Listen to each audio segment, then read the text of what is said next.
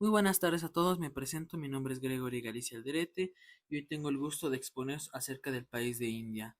Comenzando desde su nombre, quiero mencionar que desde hace algunos años se está hablando del nuevo nombre de la India, que sería Bharat. Sin embargo, recientemente este cambio de denominación se está haciendo un poco más tangible que nunca. De hecho, la constitución de este gigantesco país asiático ya reconoce de forma oficial tres nombres para poder referirse a dicho país, tanto la India, Bharat o Hindustán. El nombre de Bharat se ha utilizado de forma interna para los escritos hindú, pero no para documentos oficiales internacionales. Sin embargo, en la cumbre del G20 que se celebró en Nueva Delhi, en el mes de septiembre del 2023, la presidenta Prudapandi Murmun se presentó como la presidenta de Bharat, ya que Bharat es el nombre sánscrito con el que se conoce a India desde tiempos antiguos. Se hace referencia también a Bharat como una de las tribus más importantes que se asentaron en el norte del país. Según la tradición hindú, Bharat Barsha era el nombre del legendario rey que gobernaba la tierra, y su reinado se consideraba una época dorada en la historia de dicho país. Ahora bien, pasaremos respecto a la bandera, donde Haddad Ali, un personaje muy célebre de India, mencionaba que una bandera es una necesidad para todas las naciones del mundo. Entonces, millones de personas han perdido la vida por ella, por lo cual una bandera en sí representa un ideal. El Congreso de la India, liderado por Arad Hadid, buscaba unificar a los pueblos que eran gobernados por los británicos en el subcontinente indio, sintiendo la necesidad de tener un símbolo distintivo que pudiera representar sus objetivos nacionalistas. Para el año de 1921, un estudiante llamado Pingali Bekayak realizó una propuesta de bandera, dos colores que estaban asociados con la religión, la verde con la musulmana y la roja con la hindú, dividida horizontalmente, y Alana Rajad Sodid propuso la adicción de una rueca tradicional, con la idea de hacer que los indios sean autosuficientes fabricando su propia ropa en fábricas locales, y Hadid propuso añadir el color blanco para las demás comunidades religiosas. Sin embargo, se modificó el color rojo pasando a un color azafrán intenso, con lo que surgieron nuevas atribuciones respecto a los colores simbólicos. Mencionaba que el coraje, sacrificio, la paz, la verdad, esos son los valores que querían mencionar. Pero de igual forma, la rueca fue reemplazada por una racar azul que tiene 24 radios que irradian desde el centro. Representa la justicia y la riqueza y la franqueza. El símbolo de la rueca es el movimiento constante que anuncia el progreso y repele el estancamiento. Ahora bien, pasaremos a checar su lugar geográfico. Tengo que mencionar que la India es una de las más privilegiadas de Asia, ya que cuenta con una superficie de 3.287.590 kilómetros cuadrados, con unos 4.103 kilómetros de frontera y 7.000 kilómetros de costa. Su ubicación geográfica la acomoda al oeste de Pakistán, al Océano Índico, con el mar Arábigo, y al norte limita con Nepal, Bután y China, al este con Birmania y Bangladesh, y al Océano Índico, y al sur una vez más con el Océano Índico. Tengo que mencionar que la geografía de la India domina las más importantes vías marítimas del continente, por donde se transporta mercancía de todo tipo, por lo que está considerada como la llave del comercio de la región. Ahora bien, pasaremos al sistema de gobierno de India. Tengo que hacer un poco de énfasis en historia, donde tendré que mencionar que el 15 de agosto de 1947, India logra su independencia y se constituye como una nación soberana perteneciente a la Commonwealth británica. Eso supone la división de dos estados, la India y el estado musulmán de Pakistán. La vida política tras la independencia en 1947 estuvo dominada durante décadas por el Partido del Congreso, bajo el liderazgo histórico de la familia Nehru Jadin.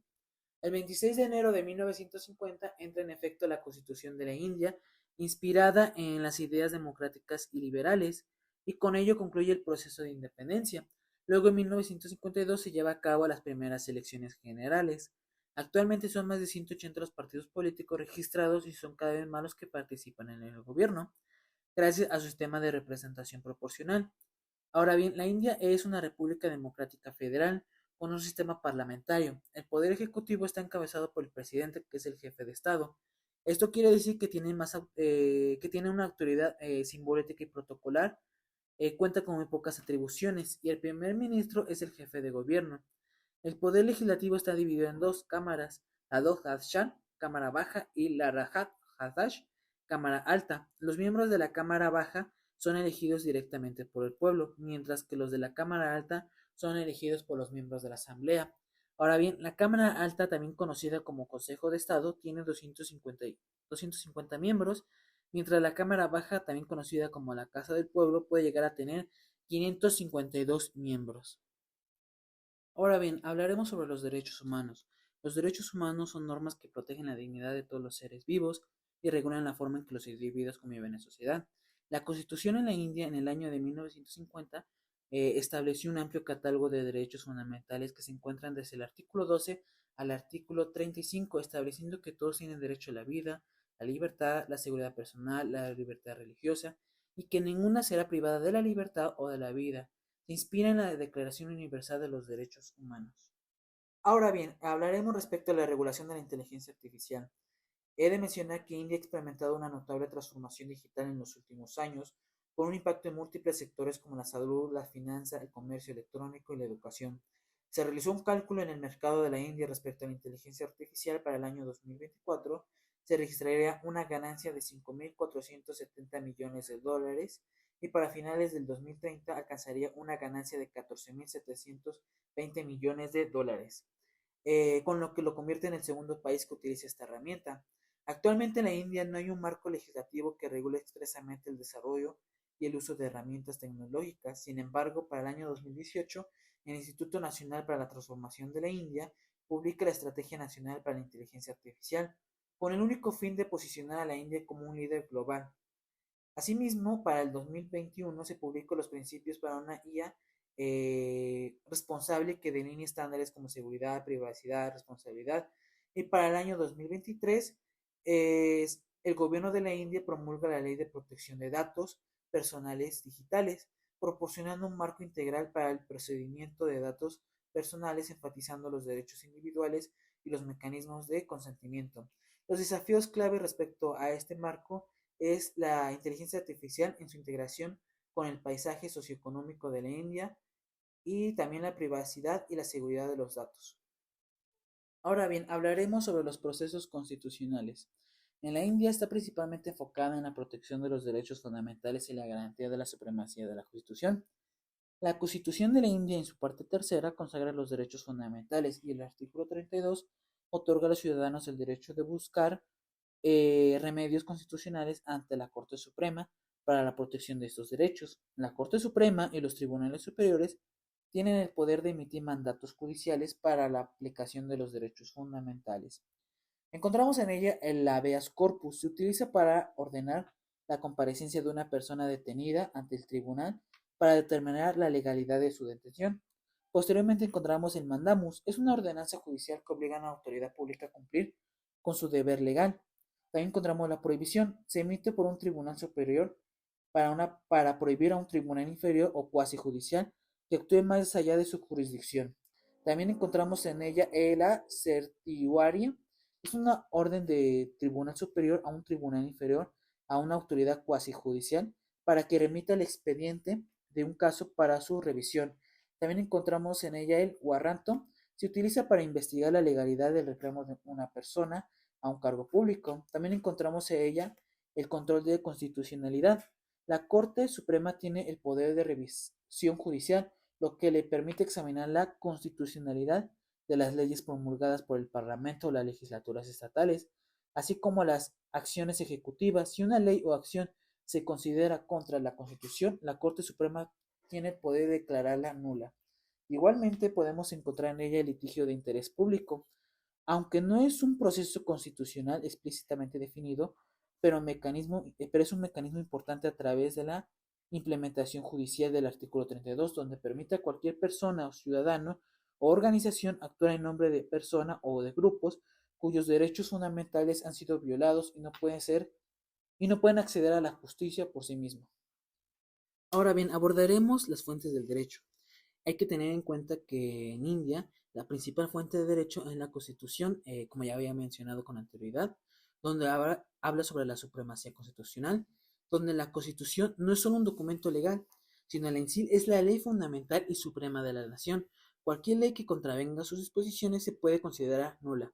También tenemos otra fuente muy importante, es la legislación, leyes primarias. Respecto a esto, el Parlamento de India tiene la potestad de legislar sobre temas enumerados en una lista que se le conoce como la séptima programación de la Constitución, y en ciertas circunstancias en la lista concurrente, donde tanto el centro como los estados pueden legislar. Ahora bien, su proceso de legislación implica la presentación de un proyecto de ley, su debate y aprobación en ambas cámaras, tanto en cámara alta como en cámara baja. Posteriormente a eso se tienen que ser aprobadas a nivel central y estatal. Finalmente requiere también la aprobación del presidente o del gobernador. Ahora bien, las leyes primarias son las leyes formales o escritas aprobadas por los órganos legislativos del país. Estas leyes se dividen en dos, leyes centrales como estatales. Ahora bien, las leyes centrales son aprobadas por el Parlamento de India, tienen validez en todo el país y cubren temas que afectan a todos los ciudadanos, en materia penal, en civil, laboral, en derechos humanos, regulación de la economía, etcétera. Posteriormente a eso podemos pasar a leyes estatales. Cada estado de India tiene su propio parlamento. Aprueba leyes para el estado. Estas leyes son válidas dentro de su territorio y abordan temas como la educación, la salud, asuntos locales o el uso de recursos naturales en el Estado. Posteriormente a eso pasamos a la jurisprudencia. La jurisprudencia, el poder de los precedentes judiciales. El sistema legal indio sigue la doctrina de Strat Decisis, es mantener las cosas decididas. Esto significa que las decisiones de los tribunales superiores, especialmente la Corte Suprema y los tribunales superiores, dentro de su jurisdicción, sienta precedente que deben ser seguidos por los tribunales inferiores en casos similares. La importancia de la interpretación judicial. Los tribunales no solo aplican la ley, sino también la interpretan. La interpretación dada por la Corte Suprema tiene un peso significativo y puede dar forma al cómo se aplica la ley. Ahora bien, también podemos pasar al derecho constitucionario y personal. El derecho constitucionario en ciertas áreas particularmente, antes de la codificación extensa del derecho, las costumbres que eran antiguas, continuas y razonables, y que en sí no eran contrarias a la ley escrita o a la moral pública, puede ser reconocida por los tribunales como derecho. Sin embargo, actualmente la influencia del derecho constitucional ha disminuido con la promulgación de leyes codificadas. De igual manera, podemos pasar a leyes personales. India tiene un sistema legal separado para diferentes comunidades religiosas en asuntos de matrimonio, divorcio, herencia, adopción y tutela. En sí, esto se basa en el reconocimiento de la diversidad religiosa del país y la protección de las prácticas religiosas. De igual forma, otra fuente del derecho es el derecho internacional. Los tratados y acuerdos internacionales de la India que ratifica se convierten en parte de la ley interna del país. El Parlamento tiene la facultad de promulgar leyes para implementar esos tratados. Ahora bien, las normas y principios del derecho internacional también pueden influir en la interpretación de las leyes nacionales y en la formulación de nuevas políticas. Ahora bien, nos tocará hablar respecto a la regulación de la profesión. La profesión jurídica india es una de las más extensas y grandes del mundo. Cuenta con 1.4 millones de abogados colegiados en todo el país. El valor total estimado del mercado jurídico indio en 2010 era un aproximado de 1.250 millones de dólares. Ahora bien, también hay que mencionar que la ley de abogados del año de 1961 modificó y consolidó la legislación relativa a los profesionales del derecho y dispuso la constitución de los colegios de abogados, un estatal y un colegio de abogados de toda la India, cuyo órgano máximo es el Consejo de Abogados de dicho país. El Consejo de Abogados está integrado tanto por la Fiscalía General de la India y el Procurador General de la India, como miembros natos, así como un miembro elegido de cada uno de los colegios de abogados estatales. Los miembros de los colegios de abogados son elegidos por un periodo de 5 años y algunas de las principales funciones del colegio de abogados es justamente establecer estándares de conducta profesional y ética para los abogados, definir los procedimientos que deben seguir los comités disciplinarios, proteger los derechos e intereses y privilegios de los abogados, también promover y apoyar la reforma legal en la India y establecer estándares para la educación jurídica. También uno de sus deberes va a ser darles una orientación y estarlos capacitando continuamente. Cada estado de la India cuenta con un colegio de abogados y cada colegio de abogados tiene un número variable de miembros en función del número de abogados que estén inscritos en sus listas. En sí, también tengo que mencionar que es responsable de promover la formación jurídica y establecer los estándares de la misma en consulta con otras universidades, donde en sí tienen que aprobar un examen para que puedan ser aptos para poder ejercer la carrera. Ahora bien, también hablaremos sobre el sistema normativo. En sí, en primer lugar encontramos a la Constitución como la ley suprema que establece el marco fundamental del gobierno, definiendo la estructura política, los poderes y funciones de las instituciones gubernamentales, tanto del poder ejecutivo, legislativo y judicial, con lo que garantiza los derechos fundamentales de los ciudadanos, incluyendo la igualdad, la libertad, entre otras. Después pasaremos a leyes del Parlamento. Son leyes federales que son promulgadas por el Parlamento, tienen competencias sobre los asuntos enumerados de la ley, sobre la lista de la séptima programación constitucional. Posteriormente a eso tenemos ordenanzas presidenciales. Son decretos con fuerza de ley que pueden ser promulgados por el presidente ni tienen validez inmediata. Posteriormente a ello pasamos a leyes de la Asamblea. Son leyes promulgadas por la Asamblea, igual tienen una competencia sobre los asuntos de lista de la séptima programación constitucional. También pasamos a otra de ellas, que es la ordenanza de los tribunales. Son decretos con fuerza de ley que son promulgados por el gobernador de un estado cuando la Asamblea Legislativa estatal no está en sesión. De igual manera encontramos la legislación subordinadas.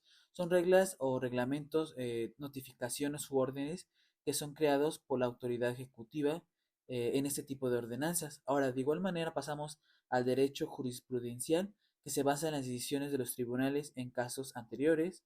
De igual manera tenemos al derecho consuetudinario, se refiere a las costumbres y usos antiguos que ha sido reconocido por la ley. Y por último pasamos a las leyes personales, que son aplicables a determinados grupos sociales. Ahora, de igual forma hablaremos sobre el sistema de administración de justicia. El Tribunal Supremo es el máximo órgano de poder judicial. Se estableció el 26 de enero de 1950. Su composición se encuentra en el artículo cuarto de la parte quinta de la Constitución de la India. El artículo 145 de la Constitución de la India consagra el establecimiento del reglamento del Tribunal Supremo, donde cualquier persona puede imponer un recurso constitucional ante la Corte Suprema mediante la prestación de un recurso que se le conoce como amparo. Conforme al artículo 32, las leyes aprobadas de la Corte Suprema serán de aplicación obligatoria para los tribunales y el territorio de la India. De igual manera, podemos pasar a los tribunales superior. Es el máximo tribunal de apelación en cada estado y territorio de la Unión. Es el tribunal superior que está regulado por el artículo 214 de la Constitución de la India. Establece que debe de haber un tribunal superior en cada estado. Ahora bien, el tribunal superior tiene jurisdicción de la apelación, jurisdicción original y jurisdicción de supervisión. En el artículo 227 de la Constitución de la India limita la facultad de supervisión de un tribunal superior. La Constitución y las facultades de un tribunal superior se abordan del artículo 214 al 231. Y en la India existen 25 tribunales superiores. Ahora bien, pasaremos a otro tribunal de igual de suma importancia, que son los tribunales de distrito. El tribunal de distrito, aquel se ocupa de casos de naturaleza civil, recibe y ejerce sus poderes según el Código del Procedimiento Civil eh, y tiene jurisdicción original y de apelación. Los tribunales de distrito tienen jurisdicción de apelación sobre los tribunales subordinados. El artículo 9 establece que los tribunales tienen la facultad de juzgar cualquier caso a menos que se les prohíba. Los tribunales de distrito se dividen en jueces de distrito y tribunal de jueces de sesión. Ahora, los tribunales de sesión, un juez de un tribunal de sesión se ocupa de asuntos penales, es la máxima autoridad de distrito en materia penal, recibe y ejerce sus facultades según el Código de Procedimiento Penal de 1973, de acuerdo a los artículos 225 al 237. Regula el procedimiento de enjuiciamiento ante un tribunal de decisión. Ahora bien, tengo que mencionar por último que el sistema de derecho de la India es anglosajón. En sí, los países que adoptaron este derecho por lo general son aquellos que formaron parte de las colonias y protectorados ingleses, incluyendo los Estados Unidos. Las características del derecho anglosajón incluyen que no siempre una constitución debe estar escrita o debe haber leyes codificadas. Las leyes o las decisiones judiciales son forzosas y generalmente todo está permitido si no está prohibido por la ley. Entonces eso sería lo más significativo y les agradezco mucho su atención. Gracias.